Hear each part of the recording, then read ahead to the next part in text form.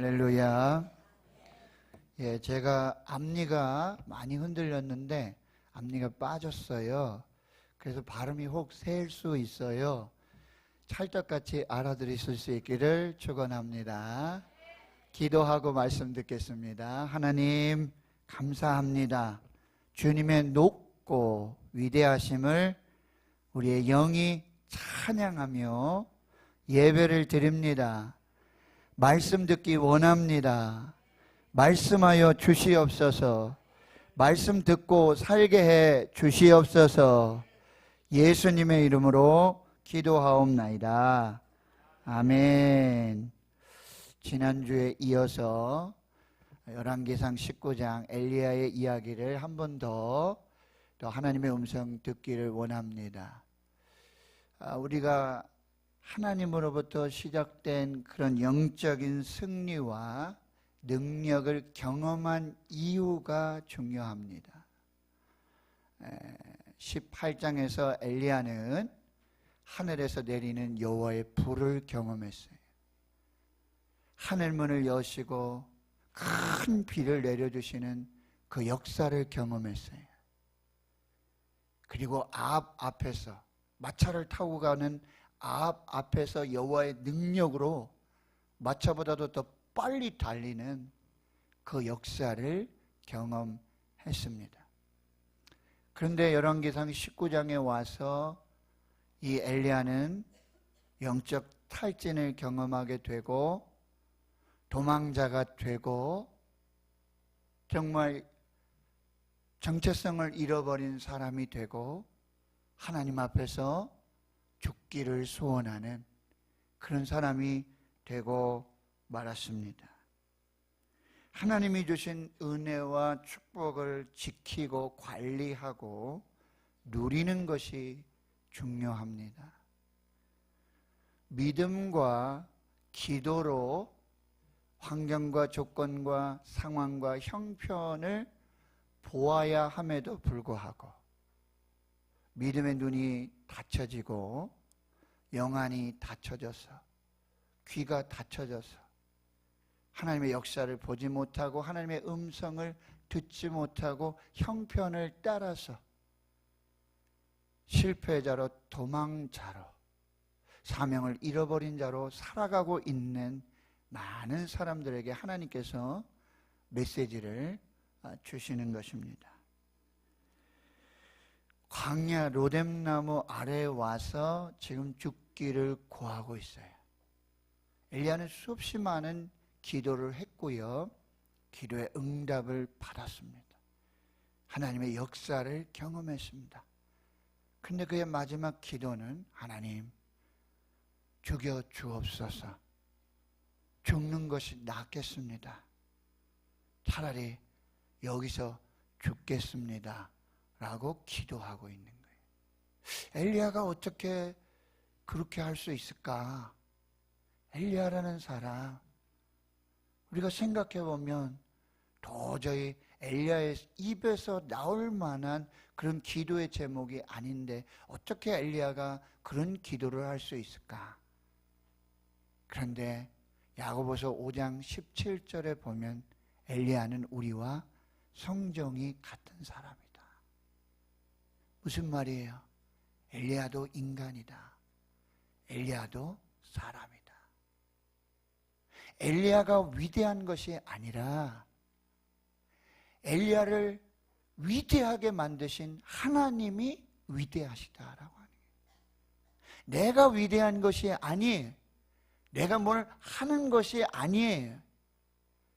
내가 잘나서 뭐가 되는 것이 아니에요. 하나님이 되게 해 주시는 줄 믿습니다. 하나님이 살게 해 주시는 줄 믿습니다. 하나님이 능력으로 역사하시는 줄 믿습니다. 여러분 엘리야 이야기를 볼 때에 우리의 시선을 엘리야로 향해서는 절대 안 돼요. 엘리야를 봐서는 안 돼요. 엘리야와 함께 하시는 하나님, 엘리야의 기도를 들으시는 하나님, 엘리야를 살려서 다시 사명을 주셔서 다시 불러주셔서 사용해 주시는 하나님, 그 하나님을 보아야 하고 그 하나님이 저와 여러분의 하나님이 되어야 될 줄 믿습니다. 오늘 엘리야는 갈멜산에서부터 남쪽 유다 브엘세바 광야로 약 200km를 달려왔어요. 쉼없이. 근데 그날이 어떤 날이냐면 갈멜산의 역사를 경험한 그날이에요. 그날 천국과 지옥을 왔다 갔다 하는 거예요. 200km를 달려서 지금 유대 브엘세바 광야 끝에, 절벽 끝에 서 있는 것입니다. 근데 그 로뎀나무 아래에서 하나님을 만나고 여호와의 천사를 만나고 하나님의 음성을 듣고 그리고 하나님이 예비하여 주신 떡과 한 병 물을 마시고 그리고 다시 사명을 붙잡고 그 힘을 의지해서 40주 40야를 걸어서 하나님의 산 호렙에 가게 되는 것입니다. 저는 오늘 두 가지를 살펴보기를 원하는데 첫 번째로는 엘리야가 광야 끝 로뎀나무 아래. 그럼 이 로뎀나무가 어떤 영적 의미를 가지고 있는가? 그리고 그 로뎀나무 아래에서 만났던 하나님은 어떤 하나님이신가? 그것을 말씀을 통해서 살펴보기를 원합니다. 로뎀나무는 광야의 메마른 골짜기 그리고 시냇가가 있는 어느 곳에서든지 쉽게 볼 수 있는 관목입니다. 로뎀나무라고 하지만 사실은 콩과의 식물입니다. 콩과의 식물입니다. 그래서 흰 꽃이 피고 혹은 연보라색 꽃이 피게 되는데 다 자라면 성인 남자의 키 정도 1m 50에서 한 2m 정도 그 사이에 키가 자라게 됩니다. 근데 로뎀나무는 잔가지가 많아요. 그래서 햇볕을 가려주고 또 바람을 막아줍니다. 잘 상상이 안 가는데요. 어떤 나무인가? 큰 나무인가? 욥기에 보면 이 로뎀나무를 대사리 나무로 번역하고 있고 또 킹 제임스 버전이나 뉴 어메리칸 스탠다드 바이블에 보면은 노간주 나무로 번역을 해놨어요. 노간주 나무, 대사리 나무 조금 이제 머리에 들어오시죠? 그것이 이 로뎀나무입니다. 근데 오늘 그 로뎀나무 아래에 지금 엘리야가 머물고 있는데 원어 성경 번역을 보면 로뎀나무 한 그루밖에 없었다. 그 넓은 광야에 골짜기마다 혹은 개울가마다 흔히 볼 수 있는 로뎀나무인데 오늘 희한하게도 그 브엘세바 광야에는 오직 한 그루밖에 없었다는 거예요. 유일한 그늘이 되고 유일한 도피처가 되고 유일한 피난처가 지금 로뎀나무 한 그루라고 해요. 얼핏 생각을 해보면 이스라엘 백성들이 광야를 지날 때 구름기둥, 불기둥으로 이스라엘 백성들을 인도해 주었던 그것이 생각이 나기도 합니다. 그 넓은 광야에 오직 엘리야가 쉴 수 있는 곳, 엘리야가 좀 앉아서 햇볕을 피하고 바람을 좀 피하고 그럴 수 있는 유일한 장소가 바로 로뎀나무였다라는 거예요. 영적 탈진을 하고 실패자가 되고 도망자가 되어 광야로에 온 엘리야에게 이 로뎀나무가 유일한 도피처, 피난처, 유일한 그늘이 되고 있다는 거예요. 근데 여러분, 사실 이 로뎀나무는 햇볕도 막아주고 바람도 막아주고 그늘이 되어주지만 여러분 쌀이나무 밑에 한번 들어가 보셨어요? 노간주나무 아래 내려가 보면 그다지 뭐 큰 도움이 되는 것 같지 않습니다. 그런데 엘리야는 그 로뎀나무 아래에서 여호와의 천사를 만나고 여호와의 천사의 음성을 듣고 어루만져 주심을 받고, 그리고 천사가 준비한 구운 떡과 한 병 물을 마시고 그가 육신이 살고 영혼이 다시 살고, 다시 천사가 또 다시 와서 어루만져 주시고 다시 만져주시고 일어나서 먹으라. 네가 갈 길을 다 가지 못할까 하노라. 너에게 또 가야 할 길이 있다. 해야 할 하나님의 사명이 있다. 일어나서 먹으라. 그것을 먹고 그 음식물의 힘을 의지해서 40주 40야를 가서 하나님의 산 호렙, 우리가 잊지 않았지만 거기서 그 동굴 속에서 하나님 앞에 서 있을 때 큰 지진이 지나가고 불이 지나가고 큰 역사가 지나간 후에도 하나님은 말씀하시지 않는데 그 후에 마지막에 세미한 음성이 들려서 그에게 다시 사명을 주시고 그 사명의 길을 가게 하시는 그 역사를 경험했던 장소가 바로 이 로뎀나무 아래라고 한다. 이 로뎀나무는 바로 십자가입니다. 이 로뎀나무가 바로 예수 그리스도입니다. 그런데 사실 예수님께서 십자가에 죽으실 때는 그 십자가가 예수님의 그늘이 되어주지 못했어요. 오히려 십자가는 예수님의 그늘이 되기는커녕 안식처가 되기는커녕 거기서 구원을 받고 생명을 얻기는커녕 침뱉고 조롱당하고 멸시를 당하고 다 벗겨지고 다 드러나고 한순간도 피할 수 없는 그것이 바로 십자가였다라고 하는 거예요. 사실 로뎀나무도 그런 곳입니다. 그런데 엘리야가 광야에서 만난 로뎀나무가 유일한 그늘이 되고 안식처가 되고 피난처가 되고, 그리고 하나님이 광야에서 베푸신 여호와의 식탁이 되고 구원과 생명의 장소가 되었던 것처럼 갈보리 십자가, 예수님이 못 박혀 죽으셨던 그 갈보리 십자가, 그것은 유일한 구원과 생명의 장소가 되는 것입니다. 누구든지 십자가 그늘 아래로 피하고 누구든지 십자가의 예수를 믿는 자마다 생명을 얻고 구원을 얻게 되는 거예요. 예수님 자신이 자신의 살과 피로 베푸신 성찬을 믿음으로 먹는 자마다 생명을 얻고 영생을 얻고 구원을 얻는 역사가 나타나는 곳이 바로 십자가라는 거예요.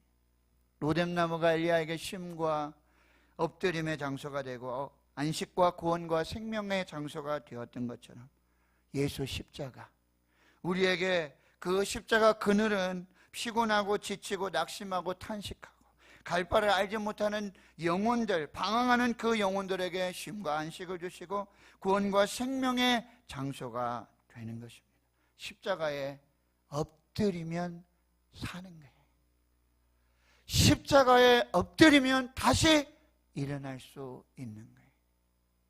십자가에서 나는 죽고 예수로 다시 사는 것, 그것이 로뎀나무 십자가가 되는 것입니다.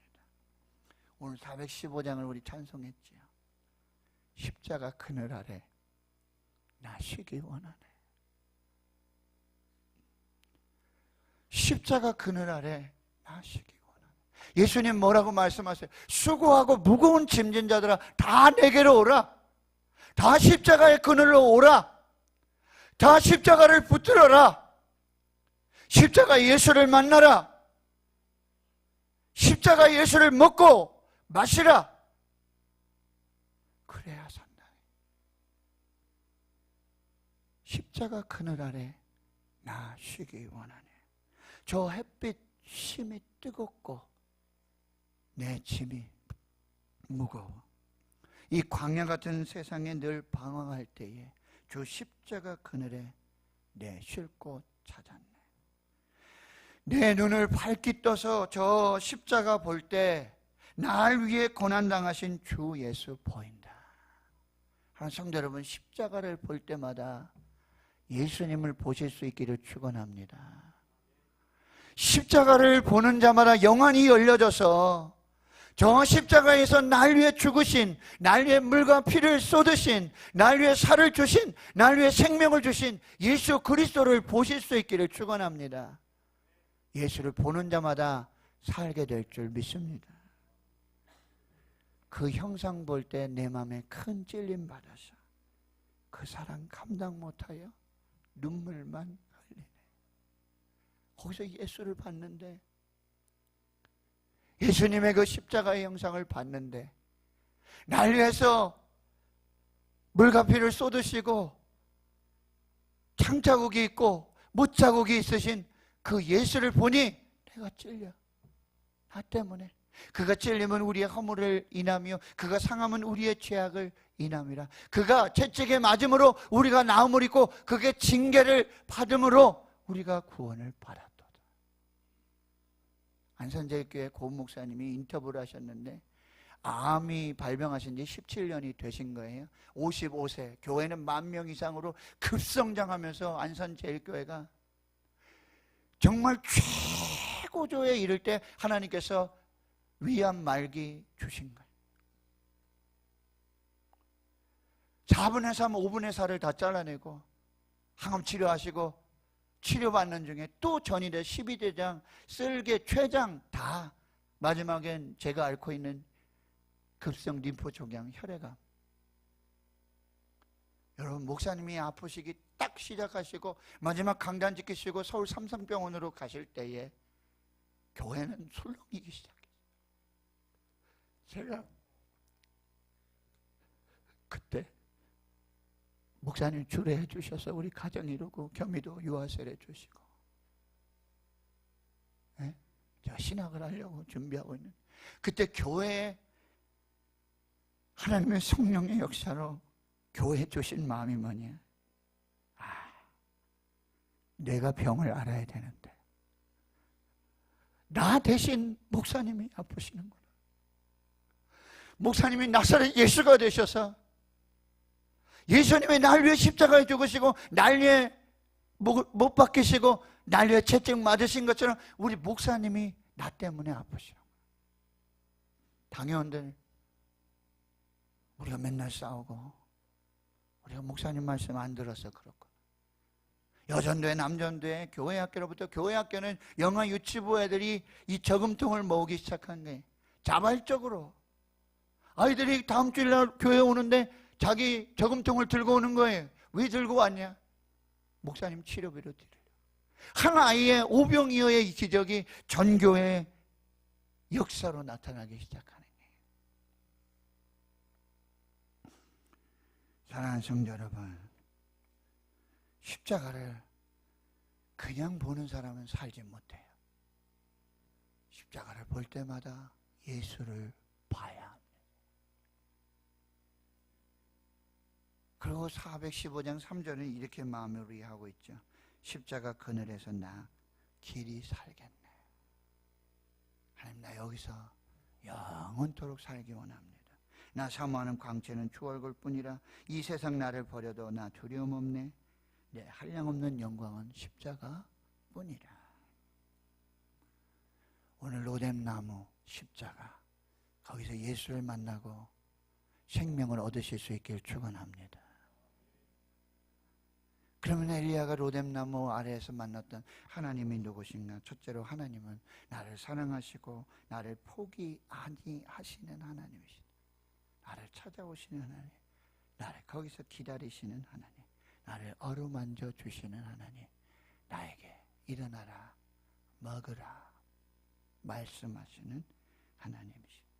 나는 포기해도 하나님은 절대로 나를 포기하지 않으신다. 엘리야는 지금 로뎀나무 아래에 와서 다 내려놓고 다 포기하겠다. 하나님, 저 이제 선지자도 포기하겠습니다. 저 사역도 포기하겠습니다. 저 이제 내려놓겠습니다. 사표 내겠습니다. 그리고 하나님, 제 생명도 이제 여기서 포기하고 그냥 끝내겠습니다. 모든 걸 다 포기하려고 로뎀나무 아래로 왔다는 거예요. 근데 하나님은 포기하지 아니하신 하나님. 너는 너 생명도 포기하고 너 사명도 포기하고 네가 해야 할 일 다 포기하고 너는 나를 포기하지만 나는 너를 포기하지 아니하시. 그 십자가에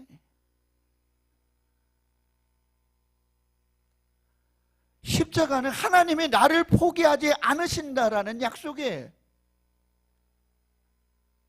나는 너를 포기하지 않는다. 나는 너를 끝까지 사랑한다.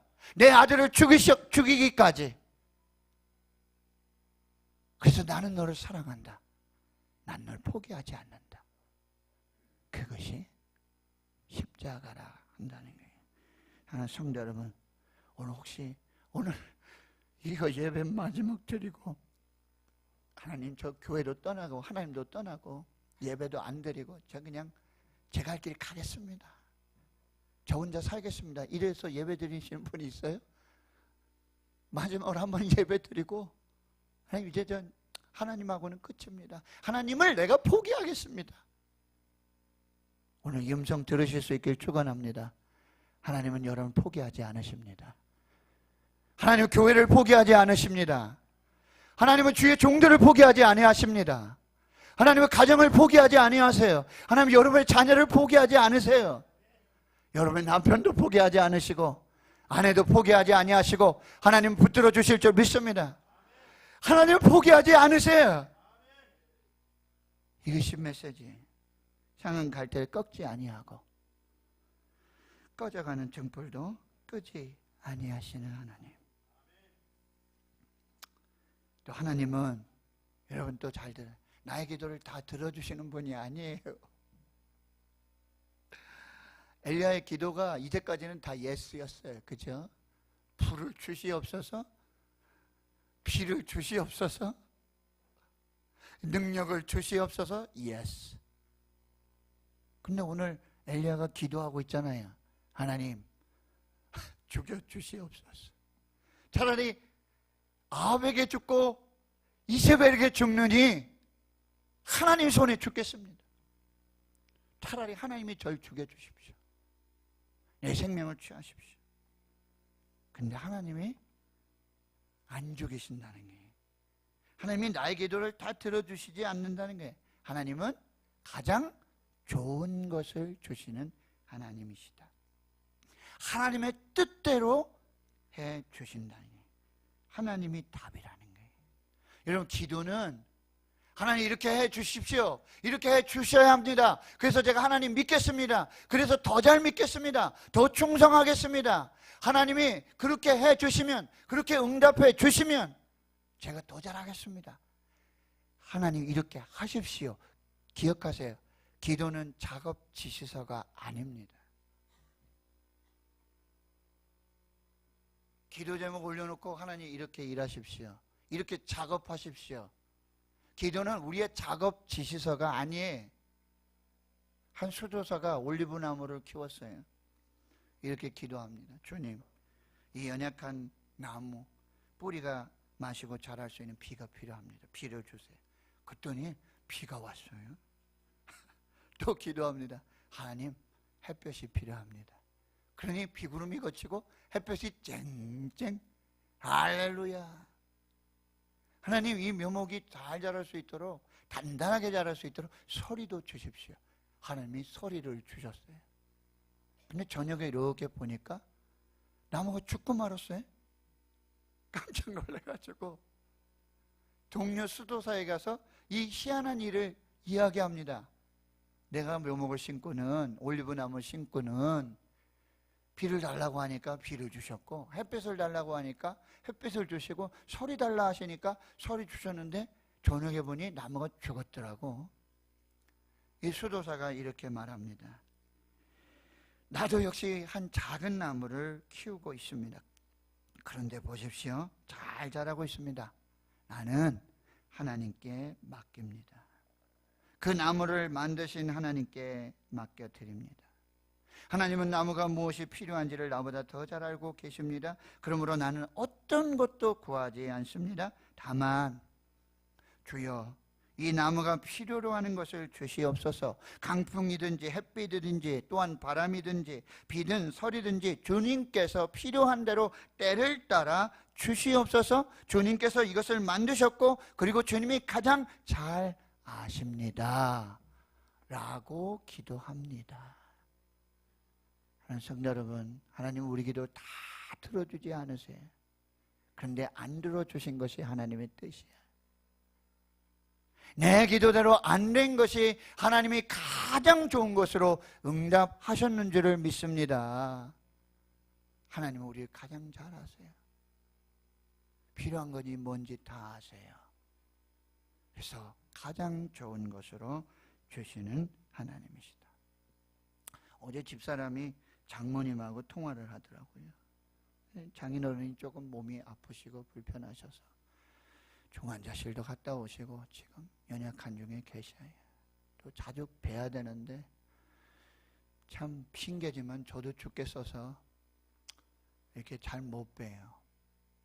매일 전화하고 그렇죠. 집사람이 엄마 왜 이렇게 힘든지 모르겠어요. 그냥 하루하루 살아요. 집사람이 내일 일은 남 몰라요 그 찬양을 별로 안 좋아했대요. 좀 곡조도 그렇고 저는 그게 음이 높아서 조금 부르기가 그래요. 내일 일은 남 몰라요. 근데 요즘은 밤마다 그 찬양을 부른대. 내일 일은 남 몰라요.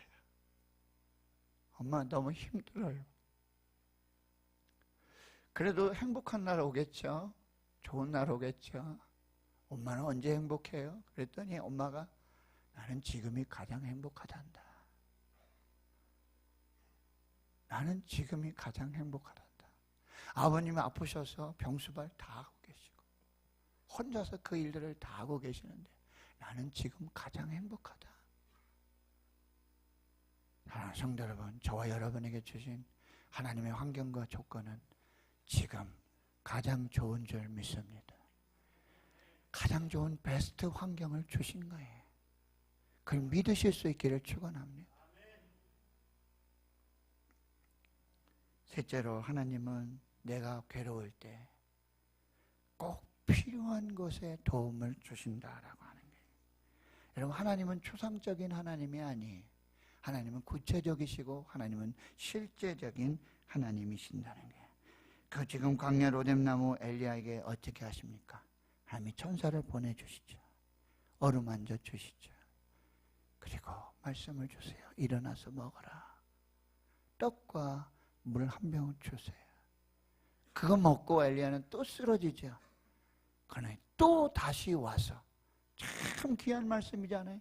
또 다시 와서 그리고 또 어루만져 주시고 또 말씀해 주시고 일어나서 먹어라. 네가 갈 길을 다 가지 못할까 하노라. 너에게 새로운 사명이 있다.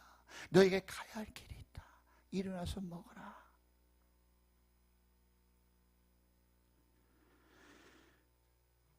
하나님은 엘리야를 굶기신 적이 없어요.